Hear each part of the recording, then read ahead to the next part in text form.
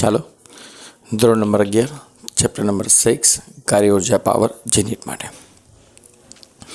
આજે આપણે જીનીટના chapter number 6ના એક લેક્ચરમાં સૂત્રની ચર્ચા કરવાની છે જે આપણે રેગ્યુલર કરતા આવ્યા છીએ. અમુક ટેક્સ્ટબુકના છે, અમુક ટેક્સ્ટબુકની બહારનો કોન્સેપ્ટ છે, એ તમારે ખાસ યાદ રાખવાનો છે. રેડી? તો આજે સૂત્ર માટે ખાસ ધ્યાનથી દરેક ટૉપિકની વિગતે ચર્ચા કરવાની છે. જે કામના ટૉપિક છે એનો ડેટા છે એ આપણે જરા સેટ કરેલો છે, સમજવાનું ખાસ ધ્યાનથી. પહેલું કાર્ય એટલે બળ ગુણ્યા સ્થાનાંતર. બળ ગુણ્યા સ્થાનાંતર, પણ બળ અને સ્થાનાંતર કઈ દિશામાં લેવાનું છે? તો બળ એ સ્થાનાંતરની દિશામાં લેવાનું. બળ એ સ્થાનાંતરની દિશામાં. તો જે દિશામાં કાર્ય તમને મેક્સિમમ મળશે, તો એ દિશામાં કાર્ય તમને મેક્સિમમ મળશે. તો બળ is equal to F dot D. F dot D, એમાં એફ એ બળ છે, કાર્ય એટલે એફ ડોટ ડી, એમાં એફ એ બળ છે અને ડી એ સ્થાનાંતર છે. વચ્ચે ડોટ પ્રોડક્ટ છે. ડોટ એટલે અદિશ ગુણાકાર, એટલે F D cos theta. Dot દૂર કરો એટલે કોસ થીટા આવે, એ આપણને ખબર છે. ડોટ દૂર કરો એટલે કોસ થીટા આવે. તો પહેલું કામ આ છે આપણી પાસે. અહીંયા આપણે એકવાર બળ આપીને છોડી દેવાની વાત છે. એકવાર બળ આપીને છોડી દેવાની વાત છે, એટલે અચળ બળની અસર હેઠળ થતું કાર્ય કહેવાય. એકવાર બળ આપીને છોડી દો એટલે અચળ બળની અસર હેઠળ થતું કાર્ય. રેડી? અહીંયા થીટામાં તો બળ અને સ્થાનાંતર વચ્ચેનો ખૂણો થીટા. બળ અને સ્થાનાંતર વચ્ચેનો ખૂણો તમારો કઈ રીતે આપેલો છે એના પ્રમાણે કાર્ય મેક્સિમમ, મિનિમમ, 0 કે ઋણ કે ધન એ પ્રમાણે ગોઠવાશે. રેડી?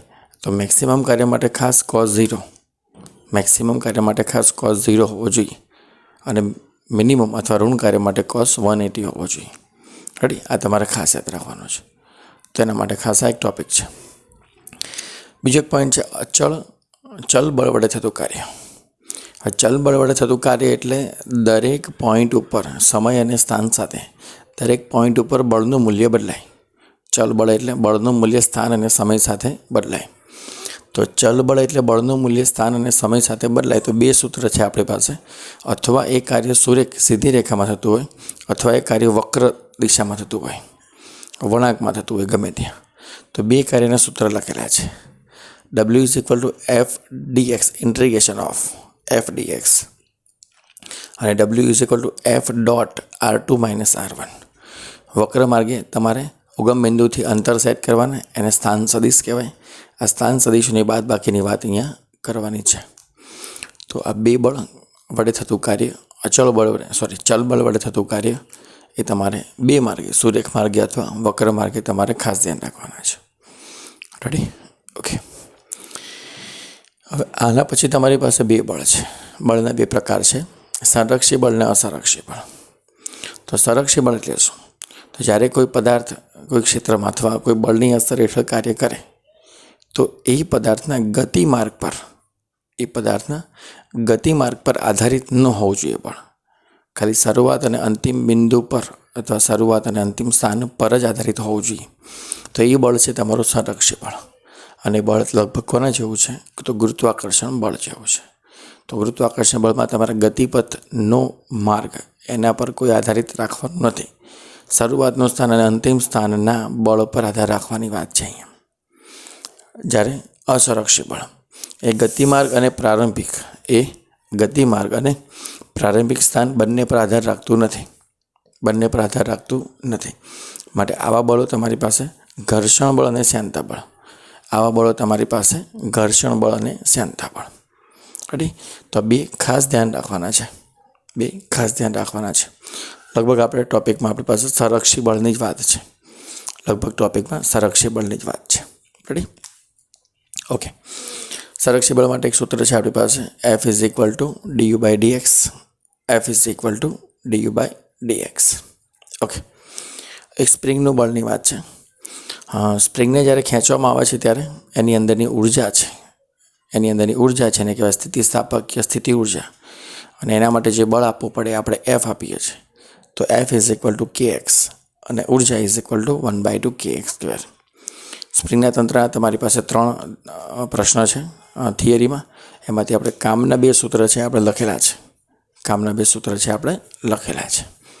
ઓકે. આગળ મૂળ ઉર્જાની વાત કરીએ તો ઉર્જા તમારી પાસે મૂળ બે પ્રકારની, સ્થિતિ ઉર્જા અને ગતિ ઉર્જા.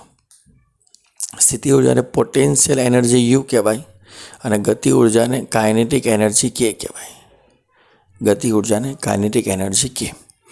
તો સ્થિતિ ઉર્જા એટલે શું? તો પદાર્થના સ્થાન અને તંત્રની સંરચનાને કારણે તેમાં રહેલી કાર્ય કરવાની ક્ષમતા. પદાર્થના સ્થાન અને તંત્રની સંરચનાને કારણે તેમાં રહેલી કાર્ય કરવાની ક્ષમતા એને કહેવાય સ્થિતિ ઉર્જા. પદાર્થની ગતિને કારણે તેમાં રહેલી કાર્ય કરવાની ક્ષમતા એને કહેવાય ગતિ ઉર્જા. પદાર્થની ગતિને કારણે કાર્ય કરવાની ક્ષમતા એટલે ગતિ ઉર્જા. રેડી? ઓકે. આ ધારો કે એક પેન છે, પેનને હું તમે આ દિશામાં તમારા તરફ ફેંકું છું તો તમને કંઈક વાગવાનું અને તમે કંઈક કાર્ય કરવાના. પણ જ્યારે આ પેનને 2 મીટર પર સેકન્ડના વેગથી ફેંકો છો અને તમને જે વાગે તમે જે ખસી જાઓ, અને 10 મીટર પર સેકન્ડના વેગથી ફેંકો અને તમને વાગે અને તમે ખસી જાઓ, તો બંનેમાં કાર્ય અલગ અલગ હશે, બંનેમાં ઉર્જા અલગ અલગ હશે. બસ એ જ ગતિ ઉર્જાની વાત આપણે અહીંયા કરવાની છે. ઓકે, ચાલો આગળ. સ્થિતિ ઉર્જા માટે તો ગુરુત્વાકર્ષણ બળની અસર હેઠળ જે કે તમે પદાર્થને ગુરુત્વાકર્ષણ બળની અસર હેઠળ પદાર્થને અહીંથી આ સ્થાનથી ગતિ કરાવીને અહીંયા લઈ જાઓ છો, એટલે અહીંથી અહીંયા સુધી h ઊંચાઈએ લઈ જાઓ છો, તો જે કાર્ય કરવું પડે એ કાર્ય ગુરુત્વાકર્ષણ બળની વિરુદ્ધ દિશામાં કરવું પડે. એ ઉર્જાનું સૂત્ર છે PE, એટલે potential energy mgh. Potential energy mgh. અને આ પદાર્થને અહીંથી આ રીતે લઈ જાઓ છો, અથવા અહીંથી આમ લઈ જાઓ, અથવા અહીંથી આમ લઈ જાઓ, અથવા અહીંથી આમ લઈ જાઓ, ગમે તે રીતે લઈ જાઓ.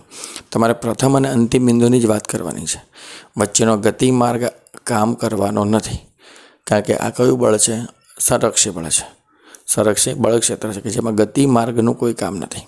પ્રાથમિક અને પ્રાથમિક અને અંતિમ બિંદુ પર ધ્યાન રાખે. તો U બરાબર mgh. બીજો પોઈન્ટ છે એની સ્થિતિ ઉર્જા 1/2 kx², પણ સ્પ્રિંગ માટે સ્થિતિ સાપેક્ષ સ્થિતિ ઉર્જા સ્પ્રિંગ માટે. એટલે આપણી પાસે ગુજરાત બોર્ડમાં અને નીટમાં બે જ ઉર્જા છે. સ્થિતિ ઉર્જા માટે બે સૂત્ર છે, P બરાબર mgh અને U સ્થિતિ સ્થાપકીય સ્થિતિ ઉર્જા 1/2 kx². રેડી? આગળ ગતિ ઉર્જા માટે તો ગતિ ઉર્જા માટે સૂત્ર છે આપણી પાસે, ગતિ ઉર્જાનું સૂત્ર છે આપણી પાસે K = 1/2 mv². K = 1/2 mv². અને P બરાબર mv એવું સૂત્ર આપણી પાસે છે, P બરાબર mv. તો ગતિ ઉર્જાનું Pને અનુલક્ષીને સૂત્ર થવાનું p²/2m. ગતિ ઉર્જાનું Pને અનુલક્ષીને સૂત્ર થવાનું p²/2m. ઓકે, તો P બરાબર √2km. P બરાબર √2km. આ 3 સૂત્ર ગતિ ઉર્જા માટે અને 2 સૂત્ર સ્થિતિ ઉર્જા માટે. યાંત્રિક ઉર્જા એટલે કે કુલ ઉર્જા, યાંત્રિક ઉર્જા એટલે કે કુલ ઉર્જા. તો કુલ ઉર્જા અને યાંત્રિક ઉર્જા એટલે ગતિ ઉર્જા અને સ્થિતિ ઉર્જાનો સરવાળો. સ્થિતિ ઉર્જા વત્તા ગતિ ઉર્જાનો સરવાળો એટલે કુલ તમારી યાંત્રિક ઉર્જા. આ રીતે. રેડી? આગળ બીજો પોઈન્ટ છે કાર્ય ઉર્જા પ્રમેય. કાર્ય ઉર્જા પ્રમેય માટે W બરાબર ડેલ્ટા કેવું સૂત્ર છે. પદાર્થ પર કાર્ય થાય તો એની ગતિ ઉર્જામાં ચેન્જ થાય તો એ પ્રમાણે કાર્ય મળે. તો જો કાર્ય તમારું 0 હોય, કાર્ય કરતા જ નથી, તો પદાર્થ ત્યાંનો ત્યાં પડ્યો રહેવાનો. ગતિ ઉર્જામાં શરૂઆતની ગતિ ઉર્જા બરાબર અંતિમ ગતિ ઉર્જા K2 - K1. ફેરફાર K2 - K1, આ યાદ રાખવાનું. કાર્ય 0 તો K2 બરાબર K1. કાર્ય તમારું >0 તો K2 > 0. અને કાર્ય તમારું <0 તો K2 <0, K1. તો કાર્ય ઉર્જા પ્રમાણે કાર્ય ઉર્જાના સૂત્ર પરથી કાર્યના અલગ અલગ મૂલ્ય માટે ગતિ ઉર્જા તમારી કઈ રીતે ચેન્જ થાય છે એના પર ખાસ ધ્યાન રાખવાનું છે. MCQ માટે ખાસ ધ્યાન રાખવાનો ટોપિક છે. તો પહેલો ટોપિક તમારો ઉર્જા માટે ખાસ સમજવાનો ટોપિક છે. પહેલો ટોપિક તમારે ઉર્જા માટે ખાસ સમજવાનો ટોપિક છે. ઓકે, ચાલો હવે એક ટોપિક ટેક્સ્ટ બુક બારનો એક ટોપિક છે કે ચેનને ખેંચવા માટે થતું કાર્ય. ધારો કે મારી પાસે ટેબલ છે અને ટેબલ પરથી એક ચેન આવી રીતે L લંબાઈની લબડે છે. અહીંથી શરૂ કરીને ચેન L લંબાઈની અહીંયા સુધી લબડે છે, જેમાંથી લટકતો ભાગની લંબાઈ કંઈક છે. લટકતા ભાગની લંબાઈ કંઈક છે ને આપણે L/n કહીશું. L/n. તો લટકતા ભાગની લંબાઈ છે L/n. કુલ લંબાઈ છે L, કુલ દળ છે M. લટકતો ભાગ છે એની લંબાઈ છે L/n. રેડી? તો કાર્યનું સૂત્ર છે mgl/n². mgl/n². એમાં n એટલે લટકતો ભાગ જે છે એની વાત કરવાની છે. લટકતા ભાગને આપણે 1/nth પણ કહીએ. nthમો ભાગ 1/nthમો ભાગ એટલે લંબાઈના 1/nthમો ભાગ. એટલે જેટલામો ભાગ લટકતો હોય એના વડે તમારે કાર્યને સેટ કરવાનું થાય. એના વડે કાર્યને સેટ કરવાનું થશે. રેડી? ઓકે. આગલો ટોપિક છે તમારી પાસે પાવરનો ટોપિક. તો પાવર માટે આપણી પાસે છે કાર્ય ભાગ્યા ઉર્જા. આગલો ટોપિક છે પાવર. પાવર એટલે કાર્ય ભાગ્યા ઉર્જા, એટલે કાર્ય કરવાનો સમય દર અથવા કાર્ય કરવાના સમય દરને શું કહેવાય? પાવર પી. પાવર પીનો એકમ છે તો કાર્યનો એકમ છે જૂલ અને સમયનો એકમ છે સેકન્ડ.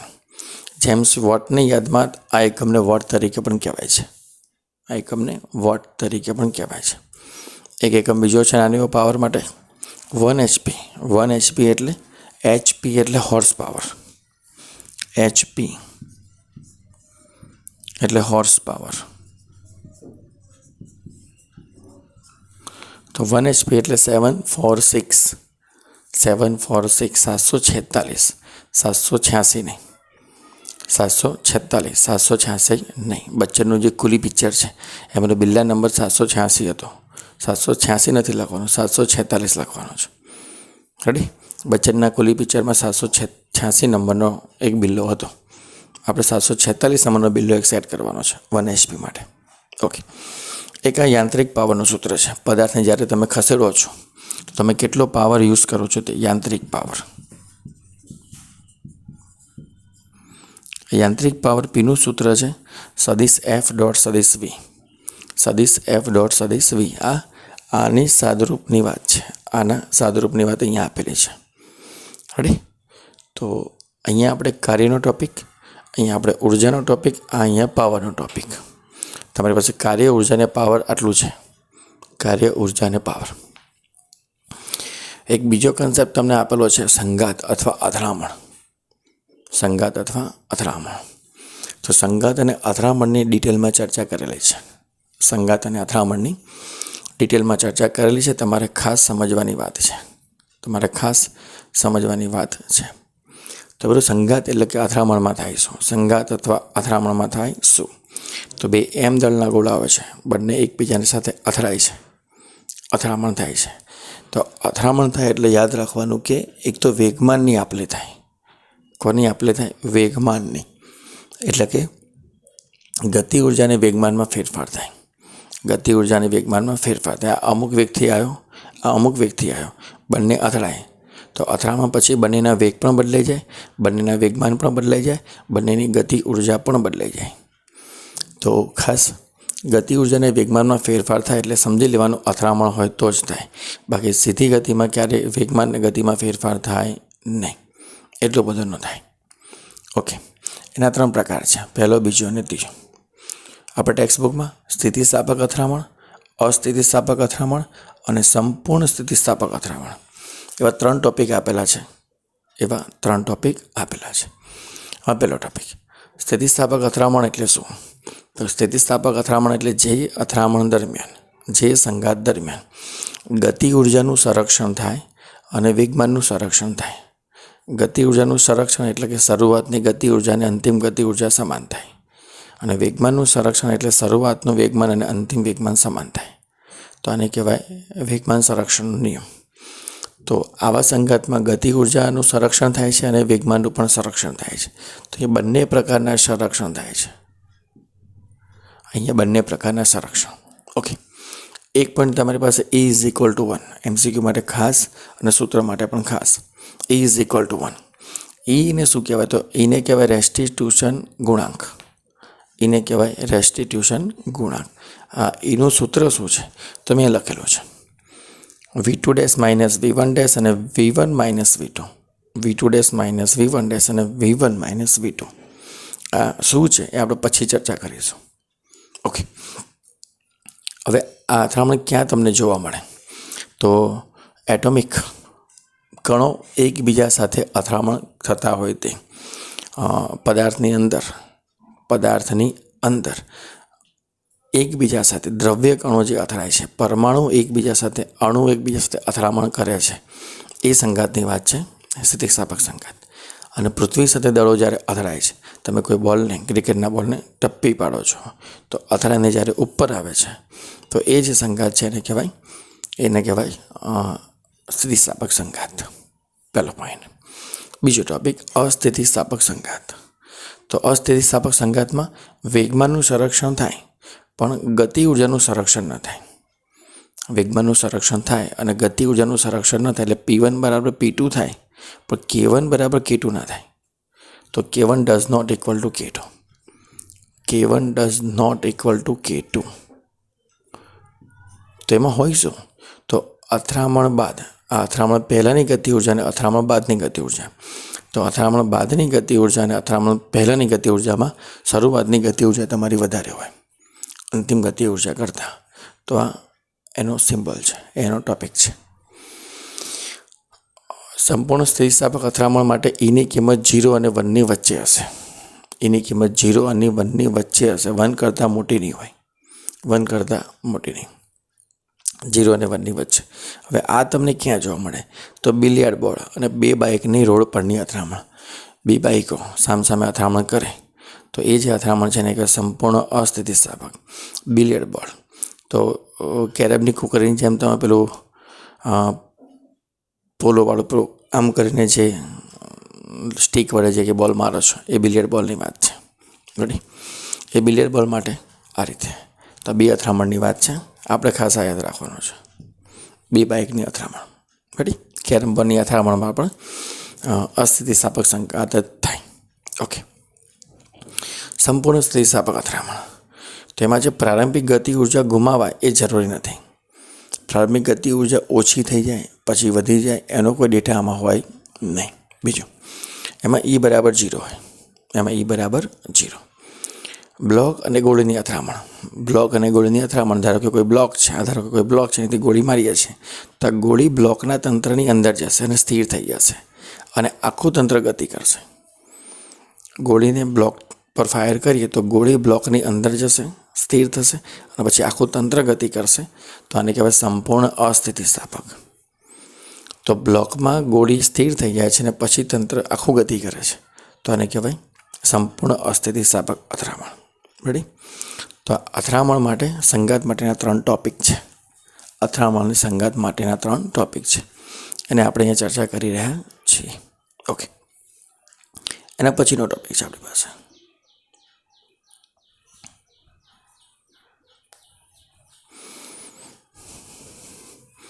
એક પરિમાણમાં સ્થિતિસ્થાપક અથડામણ.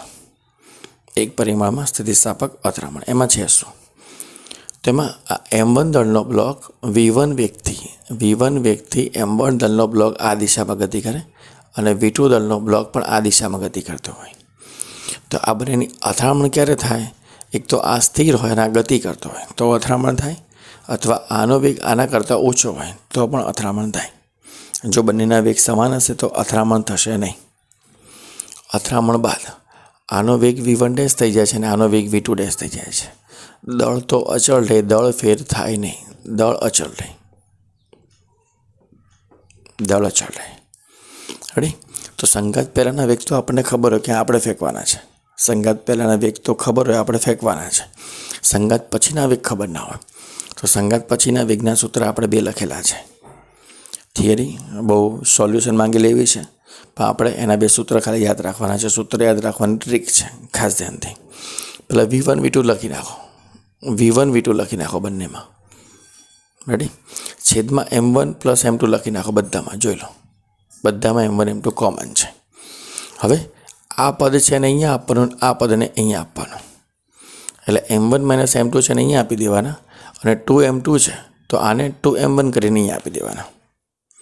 આને 2M1 કરીને અહીંયા આપી દેવાના. V1 V2 પ્રમાણે તમારે ચેક કરવાનું છે. M1 માઇનસ M2 ક્રોસમાં આપવાના, 2M2 અહીંયા છે અને 2M1 અહીંયા છે. બાકી બધું ફિક્સ છે. બાકી બધું ફિક્સ છે, બાકી કાંઈ ચેન્જ નથી. રેડી? ઓકે. સૂત્ર ખાસ યાદ રાખવાનું છે. આગળ આના કિસ્સા છે. M1 દળ ખૂબ જ વધારે હોય M2 કરતાં. M1 દળ ખૂબ જ વધારે હોય M2 કરતાં તો M2 તમારે અવગણી નાખવાના. m2 દેખાય છે 0. તો અથડામણ પછી શું થશે? અથડામણ પછી તો પહેલાં આનો વેગ આના જેટલો થઈ જશે, આનો વેગ આના જેટલો, અને v2 ડેશ આનો વેગ આના કરતાં બમણો થઈ જશે 2v1, એટલે આનો વેગ આના કરતાં બમણો થઈ જશે. ક્યારે? દળ m1નું વધારે હશે ત્યારે. હવે m1નું દળ ઓછું છે m2 કરતાં, તો m1ને અવગણી નાખો, તેના કરતાં ઊંધું. v1 ડેશ બરાબર -v1, આની કિંમત આના જેટલી થશે પણ વિરુદ્ધ દિશામાં. આનો વેગ આના જેટલો થશે પણ વિરુદ્ધ દિશામાં, બરાબર. v2 ડેશ 0 થશે, કેમ કે એનું દળ ખૂબ જ વધારે છે, એનું દળ ખૂબ જ વધારે છે. ઓકે. ત્રીજું m1 બરાબર m2, આ બંને દળ સરખા હોય તો આનો વેગ આનો, આ બે વેગ સમાન થવાના, આ બે વેગ સમાન થવાના. એટલે v1 ડેશ બરાબર v2, એટલે v1 ડેશ બરાબર આનો વેગ આને મળશે, રેડી, અને આ વેગ આને મળી જશે. અથડામણ પછીની વાત છે, અથડામણ પછીની વાત છે. ઓકે. હવે છે અસ્થિતિસ્થાપક સંઘાત. હવે છે અસ્થિતિસ્થાપક સંઘાત. એમાં આપણને ખબર છે કે ગતિ ઉર્જાનું સંરક્ષણ ન થાય, ખાલી વેગમાનનું સંરક્ષણ થાય. તો k1 does not equal to k2 અને p1 is equal two p2. સૂત્ર ખાસ આપણે અહીંયા વાત કરીએ છીએ. શરૂઆતમાં બ્લોકનો અને ગોળીની અથડામણની વાત છે. બ્લોકમાં ગોળી સ્થિર થાય છે અને તંત્ર ગતિ કરે છે. m1 દળ અને m2 દળનો v1 અને v2 વેગથી ગતિ કરતા હોય, અથડામણ થાય તો બંને એકબીજા સાથે કમ્બાઈન થઈ જાય, બંને એકબીજા સાથે જોઈન થઈ જાય અને બંનેનો કોમન વેગ v વેગથી ગતિ કરે. પહેલાં બંને ગોળા આ v2 વેગથી ગતિ કરે, આ v1 વેગથી ગતિ કરે. આનો વેગ વધારે છે, અથડાય એટલે બંને જોઈન થઈ જાય.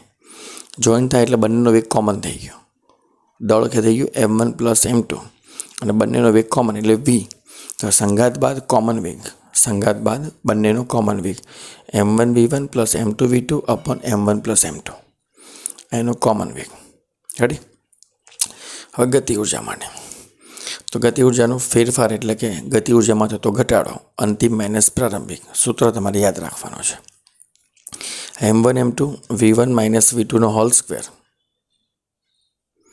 v1 માઇનસ v2 નો હોલ સ્ક્વેર ભાગ્યા 2m1 પ્લસ m2 ભાગ્યા 2m1 પ્લસ m2. આ તો એક પરિમાણમાં સ્થિતિસ્થાપક સંઘાતના સૂત્ર. ઓકે. અને પછીનો ટોપિક છે દ્વિપરિમાણમાં સ્થિતિસ્થાપક સંઘાતના સૂત્ર. દ્વિપરિમાણમાં એટલે આ દળો ધારો કે સ્થિર છે, આ દળો v1 વેગથી અહીંયા અથડાય છે. અથડામણ બાદ 1 નંબરનો દડો અહીંયા જાય છે અને 2 નંબરનો દડો અહીંયા જાય છે, જે મૂળ દિશા સાથે θ1 ને θ2 ખૂણે જાય છે. બરાબર.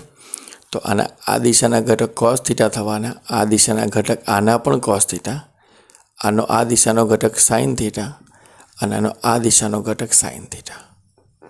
θ સાપેક્ષે આ બે ઘટક, θ સાપેક્ષે આ sin θ cos θ, આના બે ઘટક આ cos θ sin θ. ઓકે. તો x અક્ષની દિશામાં સંતુલન કરીએ એટલે આનું વેગમાન વત્તા આનું વેગમાન એટલે m1 v1 વત્તા m2 v2, v2 બરાબર 0 છે એટલે m1 v1 લખ્યા. x દિશામાં શું છે તો આનો વેગ v1 ડેશ ને આનો વેગ v2 ડેશ, તો m1 v1 ડેશ cos θ1 અને m2 v2 dash cos θ2. x અક્ષમાં બંને cos θ. રેડી. y અક્ષમાં તો આ ગતિ x અક્ષની છે, y અક્ષમાં નથી તો એ 0. શરૂઆતના ભાગમાં અથડામણ પહેલાં આ બંને x દિશામાં ગતિ કરે છે એટલે y અક્ષ 0. આ y અક્ષ ઉપર તરફ છે અને આ y અક્ષ નીચે તરફ છે, તો m1 v1 ડેશ sin θ1 બંને એકબીજાની વિરુદ્ધ છે એટલે માઇનસ લખ્યું. આ માઇનસ ખાસ ધ્યાન રાખવાનું છે, માઇનસ ખાસ ધ્યાન રાખવાનું છે. એક વેગ ઉપર તરફ છે ને એક નીચે તરફ છે એટલે m1 v1 dash sin θ1 minus m2 v2 dash sin θ2. આ દ્વિપરિમાણમાં સ્થિતિસ્થાપક સંઘાત માટે. ઓકે. એની પછીનો જે ટૉપિક છે આપણે એ તમારા ટેક્સ્ટબુક બારનો છે. એમાં એવું છે કે જ્યારે કોઈ બોલ જમીન સાથે અથડાય છે અને જે ટપ્પી પડે છે, ઉછળે છે, ટપ્પી પડે છે, ઉછળે છે અને થોડા સમય પછી સ્થિર થાય છે. રેડી. તો આ માઇક્રો ઓબ્ઝર્વેશનમાં દરેકનો વેગ, દરેકની હાઇટ, ટપ્પી પહેલાં ને ટપ્પી પછી કેટલી હોય છે, કપાતું અંતર કેટલું, સ્થિર થાય ત્યારે સમય કેટલો, આ બધું મેં શોર્ટકટમાં લખેલું છે. પહેલો પોઈન્ટ. પદાર્થને જો h ઊંચાઈથી પડતો મૂકવામાં આવે, અહીંથી પડતો મૂકો છો, અહીંથી આમ, તો અહીંયા જે વેગ મળવાનો કેટલો શરૂઆતનો વેગ, તો v0 બરાબર √2h0, v0 બરાબર √2h0, h0 એટલે શરૂઆતની હાઇટ, h0 એટલે શરૂઆતની હાઇટ. v1 ઝડપથી ઉછળે, એટલે એકવાર પડ્યા પછી આમ ઉછળે, ટપ્પી પડે, તો અહીંયા વેગ v1, આ વેગ v1, તો v1 કેટલો, તો v1ની કિંમત છે e √2h0, v1ની કિંમત છે e √2h0, v1ની કિંમત. રેડી? હવે e શું છે, તો e છે સંઘાત બાદ ઝડપ અને સંઘાત પહેલાંની ઝડપ. e શું છે, સંઘાત બાદ અને સંઘાત પહેલાંની ઝડપ. અહીંયા મેં eની વાત કરી. v2' અને v1', તો v2' અને v1' સંઘાત બાદની ઝડપ છે અને સંઘાત પહેલાંની v1 અને v2. ટૂંકમાં કરવાનું શું છે, તો આવી રીતે સંઘાત થતી હોય તો સંઘાત બાદના વેગનો ફેરફાર અને સંઘાત પહેલાંના વેગનો ફેરફારનો ગુણોત્તર, સંઘાત બાદના વેગનો ફેરફાર, ઝડપનો ફેરફાર, સંઘાત પહેલાંના ઝડપના ફેરફારનો ગુણોત્તર એટલે તમારે રેસ્ટિટ્યુશન ગુણાંક. એવું અહીંયા ટપ્પી પડ્યા પછી અને ટપ્પી પડ્યા પહેલાં, અહીંથી ફેંકે એટલે ટપ્પી પડ્યા પહેલાંની વાત છે અને ટપ્પી પડ્યા પછીની વાત છે. તો સંઘાત બાદની ઝડપ અને સંઘાત પહેલાંની ઝડપનો ગુણોત્તર એટલે રેસ્ટિટ્યુશન ગુણાંક. રેડી? આગળ, પ્રથમ ઉછાળા દરમિયાન મળતી હાઇટ, એટલે એકવાર ટપ્પી પડ્યા પછી જે હાઇટ મળે, ઉછળે એટલે જે હાઇટ મળે એ હાઇટનું સૂત્ર છે h1 = e²h0, e²h0, જેમાં e શું છે, તો સંઘાત બાદ અને સંઘાત પહેલાંના ઝડપનું ગુણોત્તર. આવા n ટપ્પી પડતી હોય, n ટપ્પી, તો દરેક ટપ્પી પર કંઈક હાઇટ ક્રિએટ થાય, દરેક ટપ્પી પર હાઇટ મળે, ધીમે ધીમે હાઇટ ઘટતી હોય, તો હાઇટનું સૂત્ર n ટપ્પી માટે e⁻²n × h0, e⁻²n × h0, જો n છે ટપ્પીનો ક્રમ, n છે ટપ્પીનો ક્રમ અથવા સંઘાતનો ક્રમ. રેડી? ઓકે. હવે ટપ્પી પડ્યા પછી ઉછળતો બંધ થઈ જાય, ટપ્પી પડ્યા પછી ધીમે ધીમે ઉછળતો બંધ થઈ જાય, તો આ જે અંતર કાપ્યું, સમક્ષિતિજ અંતર, એ કેટલું, તો h = h0 1 + e², 1 - e², 1 + e² અને 1 - e², પહેલો પોઈન્ટ. હવે એ અંતર કાપવા માટે લાગતો સમય, કુલ સમય t બરાબર √2h0/g, 2h0/g × 1 + e / 1 - e, 1 + e / 1 - e. અહીંયા જે કંઈ 3-4 ટોપિક્સ જે બહારના ક્રિએટ કરેલા છે, લખેલા છે, અને ખાસ તમારે ધ્યાન રાખવાના છે, એ સૌથી વધારે હેરાન કરતા ટોપિક છે, સૌથી વધારે હેરાન કરતા ટોપિક છે. રેડી? તો આજના લેક્ચરમાં આપણે આ સૂત્રની ચર્ચા કરી છે 6.1માં. રેડી? નેક્સ્ટ ટાઈમ 2 લેક્ચર આપણે તમારી રેફરન્સ બુકના લઈશું, બાકીના 3-4 લેક્ચર આપણે GNETના અને મેઇન એડવાન્સના લઈશું અને આપણે ચેપ્ટર નંબર 6 પૂરો કરીશું. રેડી? સૂત્ર ખાસ યાદ રાખવાની વાત છે, ખાસ યાદ રાખજો. ઓકે, ચાલો મળીએ નેક્સ્ટ ટાઈમ.